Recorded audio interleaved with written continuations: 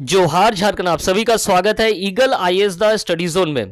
तो साथियों, पॉलिटी और पब्लिक के प्रश्नों को लेकर के जो श्रृंखला प्रारंभ किया गया था, आज उसकी 9वीं कड़ी है, अर्थात 9वीं लेक्चर्स आज है। और इसके तहत आज महत्वपूर्ण पेपर का डिस्कशन होगा और आज 6th जेपीएससी पीटी के प्रश्नों को लेकर के डिस्कशन करेंगे। प्रयास करेंगे कि उन सभी सेक्शंस को टच करें जहां से प्रश्न पूछा जा सकता है। तो चलिए प्रारंभ करते हैं। प्रारंभ करने से पहले हमें जरूर सब्सक्राइब, कमेंट और लाइक करना ना भूलें। अपना प्यार हमें देते रहे, हमें मोटिवेट करते रहे, ताकि आपके सहयोग से हम भी आगे बढ़ते रहे और आपके लिए जो है प्रश्नों की श्रृंखला लाते रहे। और ये सभी प्रश्न आपके उस परीक्षा के जो लक्ष्य है, अर्थात 14 जेपीएससी का जो लक्ष्य है, उसे जो है पाने में जो क्या है, एक सहयोगी के तौर पर भूमिका निभाए। चलिए प्रारंभ करते हैं। पहला प्रश्न है कि किस अमेंडमेंट के तहत जो है combined national commission for schedule caste और शेड्यूल ट्राइब को दो पार्टों में बांट दिया गया। तो जो 89 अमेंडमेंट 2003 में हुआ था, उसके तहत national commission for schedule caste और शेड्यूल ट्राइब्स को दो भागों में बांट दिया गया और इसके साथ दो कमीशन नए बनकर के आए। पहला है national commission for schedule caste बनकर के आया और दूसरा बनकर आया national commission for schedule tribe. दोनों का गठन जो है 2004 में हुआ। और अगर हम आर्टिकल की बात करें तो national commission for schedule caste 338 और national commission for schedule tribe 338 ए के तहत है। ठीक है, अब आ जाइए, अगर हमारे भारतीय संविधान में 12 अनुसूचियां दी गई है और इन शेड्यूल्स एरियाज के कंट्रोल के लिए भी 2 अनुसूचियां हमारे पास है और यहां से भी प्रश्न पूछा जाता है। तो पहला है 5th शेड्यूल, जो कि 10 राज्यों के शेड्यूल एरियाज के एडमिनिस्ट्रेशन और कंट्रोल को लेकर के, इनमें जो है असम, मेघालय, त्रिपुरा और मिजोरम को छोड़ दिया गया है। असम, त्रिपुरा, मिजोरम और मेघालय को कहां नियंत्रित किया गया है? तो 6th शेड्यूल में जो है इनके लिए है। इन्हें याद रखने के लिए AMTM के तौर पर आप याद रख सकते हैं, असम, मेघालय, त्रिपुरा और मिजोरम। यहाँ के शेड्यूल एरियाज का जो एडमिनिस्ट्रेशन है वो 6th शेड्यूल के हिसाब से, और बाकी अन्य 10 राज्य जो 5th शेड्यूल के अंतर्गत है, जिनमें झारखंड भी है, उनका एडमिनिस्ट्रेशन जो है 5th शेड्यूल के अनुसार होता है। 5th शेड्यूल की अगर हम बात करें, आर्टिकल के साथ कनेक्टिविटी की अगर हम बात करें, तो 244(1) जो है 5th शेड्यूल के साथ कनेक्टेड है। वहीं 6th शेड्यूल के जो एप्लीकेशंस हैं वो आर्टिकल 244(2) के साथ कनेक्टेड हैं। ठीक है, चलिए एक और चीज यहां पर प्रश्न पूछा जाता है, वह है भूरिया कमेटी। तो भूरिया कमेटी जो है कब बना था? तो भूरिया कमेटी बना था 1994 में और इसी कमेटी के आधार पर panchayat extended to schedule areas में पंचायत के गठन को लेकर के जो है क्या बना ना, पेशा कानून बना है ना, पेशा कानून बना। तो पेशा 1996 में लाया गया और ग्राम सभा के अधिकार को और बढ़ोतरी कर दी गई। तो ये सारे प्रश्न जो है यहां से पूछे जा सकते हैं। कहीं से भी भूरिया कमेटी को लेकर भी पूछा जाता है, पेशा को लेकर भी पूछा जाता है, 5th शेड्यूल, 6th शेड्यूल को भी पूछा जाता है, कमीशंस के बारे में भी मैंने बात कर दिया और आर्टिकल्स को लेकर भी डिस्कशन हो गया। चलिए आगे बढ़ते हैं। नेक्स्ट प्रश्न है कि मूल संविधान में कितने भाग थे? तो 22 पार्ट, 395 आर्टिकल और 8 अनुसूचियां थी। नेक्स्ट प्रश्न, किस अमेंडमेंट के तहत एंटी डिफेक्शन लॉ को लाया गया? जो पॉलिटिकल दल बदल होते हैं उसको रोका गया। तो 52 अमेंडमेंट 1985 के तहत जो है क्या लाया गया ना, एंटी डिफेक्शन लॉ या दल बदल कानून लाया गया। और इस दल बदल कानून के तहत एक नया शेड्यूल भी जुड़ गया, 10th शेड्यूल का संबंध जो है दल बदल कानून के तहत है। इसी के तहत एक और संविधान संशोधन याद रखिएगा, 91th अमेंडमेंट 2003 में किया गया था, जिसके तहत जो है मंत्रिपरिषद का जो आकार है वो 15% किया गया था। और इसका जो दूसरा इसमें जो नियम बनाया गया था कि जो दल बदल के अनुसार डिस्क्वालीफाइड होंगे वो मिनिस्टर के पद पर नहीं आ सकेंगे। और ये ना केवल सेंटर पर बल्कि राज्यों पर भी लागू किए गए। सेंटर पर के लिए अनुच्छेद 75(1), 75(1)(b) ए और बी इसके साथ कनेक्टेड है। वहीं राज्यों के लिए 164(1)(a) और बी जो है इसके साथ कनेक्टेड है। तो एंटी डिफेक्शन लॉ के तहत जो डिस्क्वालिफिकेशन किया गया उसे 91st अमेंडमेंट 2003 के साथ किया गया और कड़ाई का रूप लिया गया और अब वो मिनिस्टर्स भी नहीं बन सकते हैं। ठीक है, चलिए नेक्स्ट प्रश्न देख लेते हैं क्या कुछ है। Under which article of the constitution of India taxes are levied by the. तो वित्तीय जो संबंध है सेंट्रल और स्टेट के मध्य, वो डिफरेंट आर्टिकल के माध्यम से टैक्सेशन जारी करना और टैक्सेशन का कलेक्शन करना और शेयरिंग करने को लेकर के है। तो इसी को लेकर के जो है प्रश्न पूछा गया है। इसमें पूछा गया है कि वो कौन सा आर्टिकल है जिसके तहत जो टैक्सेस है वो लीव किया जाता है, किसके द्वारा, सेंटर के द्वारा, बट वो दोनों के बीच में डिस्ट्रीब्यूशन हो जाता है, किसके किसके, सेंटर और स्टेट के द्वारा।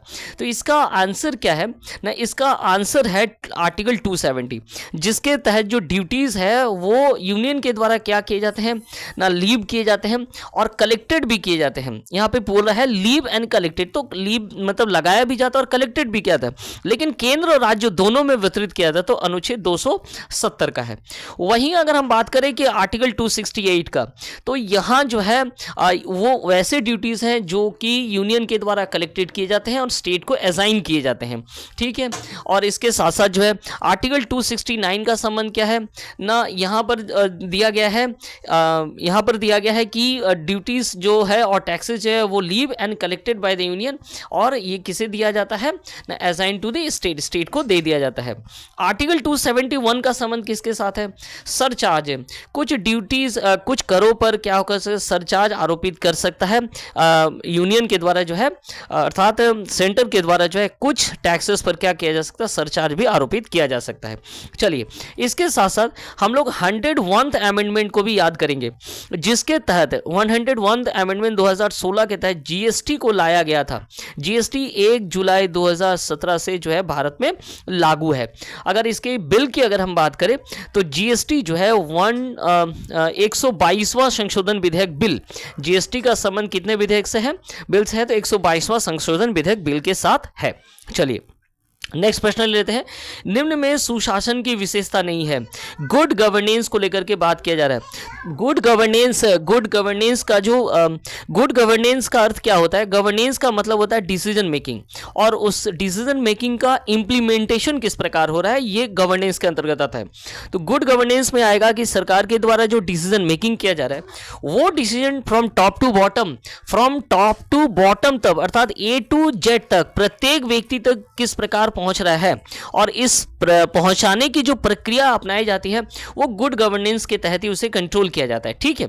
चलिए, तो गुड गवर्नेंस में क्या क्या आते हैं ना, गुड गवर्नेंस के जो है आठ क्या हैं, फीचर्स हैं, जिसके तहत participation, consensus oriented, accountability, transparent है, रिस्पॉन्सिव है, इफेक्टिव एंड इफिशिएंट है, इक्विटेबल है, रूल ऑफ द लॉ है, ये सभी है। अगर हम बात करेंगे रेड, लाल फीताशाही का संबंध जो है गुड गवर्नेंस के तहत नहीं आता है, ठीक है। गुड गवर्नेंस में लागू करने के कई नियम अपनाए गए हैं भारत में भी, जैसे उनमें से आरटीआई एक्ट 2005 जो कि गुड गवर्नेंस की दिशा में एक महत्वपूर्ण है। ई गवर्नेंस, आजकल सरकार के द्वारा जो भी काम किए थे वो ई गवर्नेंस के माध्यम से किए जाते हैं। नीति आयोग का गठन, जिसमें जो डिसेंट्रलाइजेशन प्लानिंग को बढ़ावा दिया गया है। पहले प्लानिंग कमीशन था जो कि सेंट्रलाइज था, लेकिन नीति आयोग का जो सिस्टम है वो डिसेंट्रलाइजेशन प्लानिंग को बढ़ावा दिया जा रहा है। तो ये भी एक गुड गवर्नेंस की दिशा में एक अच्छा कदम है। साथ में 14 फाइनेंस कमीशन में जो है टैक्सेस का जो वितरण है वो राज्यों को अधिक प्रदान किया गया। तो इस प्रकार गुड गवर्नेंस लाने की दिशा में कई महत्वपूर्ण कदम भारत में लिए गए हैं। उसके बाद नेक्स्ट प्रश्न है कि who rejected the principle of administration as myth and proverbs. तो इसका उत्तर क्या, हर्बर्ट साइमन के द्वारा जो है प्रशासन के सिद्धांतों को अस्वीकार किया गया था, मिथकों और कहावतों को, ठीक है। State is everywhere, it leaves hardly a gap. चारों तरफ क्या है ना, राज्य है और इसने कोई अंतराल नहीं छोड़ रही है। वक्तव्य किसका है, ये कल्याणकारी राज्य का एक क्या है ना सिद्धांत है कि राज्य जो है हर जगह और प्रत्येक व्यक्ति के कल्याण से जुड़ा हुआ है। इसका अर्थ यही है कि ये अंतराल शायद ही कोई छोड़ता है, अर्थात इसका अर्थ ये नहीं कि राज्य ही सब जगह है, राज्य प्रत्येक व्यक्ति के जीवन से कनेक्टेड है, ये कहना चाहता है और उसके लिए वो सुधारात्मक कदम उठा रहा है। इसे हम कल्याणकारी राज्य कहते हैं। लोकतांत्रिक राज्य राज्य लोगों के द्वारा ही संचालित किया जाता है। पुलिस राज्य जो है जिसमें पुलिस व्यवस्था काफ़ी मजबूत होती है।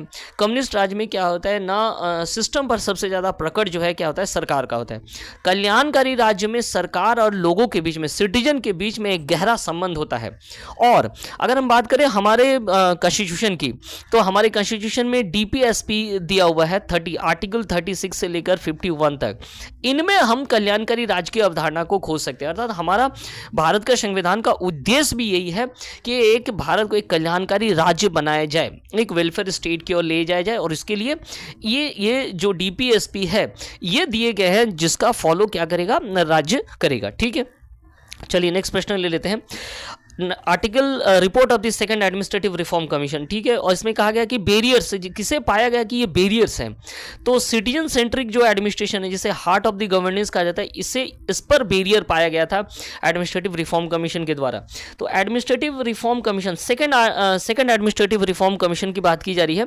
सेकंड का गठन कब किया गया था एडमिनिस्ट्रेटिव रिफॉर्म कमीशन का, तो कई बार इसको लेकर के डिस्कशन किया गया है। 31 अगस्त 2005 में इसका गठन किया गया, और 2006 से लेकर 2009 तक इसका ऑपरेशनल था ये। और इसके साथ साथ जो है इसके चेयरमैन कौन थे, तो वीरप्पा मोइली इसके चेयरमैन थे। ठीक है, और इसके साथ साथ 15 इनके द्वारा रिपोर्ट पब्लिश किया गया था। ठीक है, उनमें जो सिटीजन सेंट्रिक एडमिनिस्ट्रेशन है वो उनमें क्या पाया गया था ना, भारत के शासन की बाधाओं की पहचान की गई थी। अब इन 15 रिपोर्ट में से देखिए यहाँ पर कुछ दिए गए हैं रिपोर्ट्स का ही ये हेडिंग है, तो कौन कौन से हैं इसमें उनको लेकर के चर्चा कर लेते हैं। यहाँ पे लिखा हुआ है शासन में नैतिकता, ये 4th रिपोर्ट से कनेक्टेड है। नैतिक केंद्रीय शासन, नागरिक केंद्रीय शासन का जो संबंध है वो 12th रिपोर्ट के साथ इसका संबंध है। ई प्रशासन को बढ़ावा देना, प्रोमोटिंग ई गवर्नेंस, ये जो है 11th रिपोर्ट के साथ संबंध है। स्थानीय लोकल गवर्नेंस का संबंध जो है 6th रिपोर्ट के साथ संबंध है। तो सेकंड ARC जो कि हेडेड बाय वीरप्पा मोइली, इन्होंने 2006 से 9 ऑपरेशन था, इन्होंने 15 रिपोर्ट भारत के शासन को मजबूत बनाने के लिए दिया था। उनमें अलग अलग जो है प्रश्न पूछा जाता है। ठीक है, under which article of the Indian constitution district planning committee, तो डिस्ट्रिक्ट प्लानिंग कमेटी का जो संबंध है आर्टिकल 243Z(D) के साथ है, डिस्ट्रिक्ट प्लानिंग कमेटी। ठीक है, चलिए नेक्स्ट प्रश्न देख लेते हैं। नेक्स्ट प्रश्न यहाँ पर है, मैच द फॉलोइंग ना, local finance inquiry committee, taxation inquiry committee, rural urban relationship committee, national commission urbanization. कुछ कमेटियाँ हैं जो कि फिक्स्ड है, इनको लेकर के जरूर एक क्या बना लेगा, चार्ट बना लीजिएगा, ताकि ये बार बार आए तो इस पर काम किया जा सके। तो चलिए, taxation inquiry committee, taxation inquiry committee ये 1953-54 में ही बना था। इसके साथ कौन कनेक्टेड है, तो जॉन मथाई जो है इसके चेयरमैन थे, कनेक्टेड है। लोकल फाइनेंस इंक्वायरी कमेटी ये कब बना था, तो ये 49-51 में ही बना था। इसके साथ कौन कनेक्टेड है, तो PK वट्टल कनेक्टेड थे, मतलब ये उनके चेयरमैन थे। ठीक है, उसके बाद रूरल अर्बन रिलेशनशिप कमेटी, ये भी सही है, 1963-66 में बना था। AP जैन है ना, AP जैन जो है इसके साथ कनेक्टेड थे। और नेशनल कमीशन ऑफ अर्बनाइजेशन जिसका समय 1985-88 के है, इस पर प्रश्न पूछा भी गया है पहले, CM कोराया है ना, CM कोराया इसके साथ कनेक्टेड है। तो ये कुछ कमेटियां हैं, 7-8 कमेटियां हैं जो कि लोकल गवर्नेंस से जुड़े हुए, उनको एक चार्ट बना लीजिए और चार्ट बना करके उसको रख लीजिए और उसको दिमाग में डाल लीजिए, क्योंकि यहाँ से प्रश्न पूछेगा तो आप उसको क्या कर सकते हैं, हैंडल कर सकते हैं। ठीक है, आने वाले 14 JPC की तैयारी भी इससे आपका एक सशक्त रूप में आगे बढ़ेगी। ठीक है, चलिए, तो इसका आंसर क्या होगा, इसका आंसर होगा सीधा सीधी ABCD हो रहा है। चलिए नेक्स्ट प्रश्न देख लेते हैं। नेक्स्ट प्रश्न क्या है, नेक्स्ट प्रश्न है 14 फाइनेंस कमीशन, जैसे कि मैंने कहा कि 42% जो है इसमें इंक्रीज कर दिया गया है। तो सेंट्रल और यूनियन के बीच में जो टैक्सेशन का बंटवारा है वो 42% तक होगा। ठीक है, नेशनल ग्रीन ट्रिब्यूनल का स्थापना जो है कब किया गया, तो 2010 में। देखिए नेशनल ट्रिब्यूनल के बारे में बात किया था, तो ये कब स्थापित किया गया था, 2010 में इसको स्थापित किया था। ठीक है, तो ऐसे ही महत्वपूर्ण प्रश्नों के संकलन के लिए, प्रश्नों के डिस्कशन के लिए हमारे साथ जुड़ना ना भूले eagle IAS the study zone में, और हमें मोटिवेट करते रहे, अपना प्यार देते रहे, हमें सब्सक्राइब और कमेंट करना ना भूले। धन्यवाद।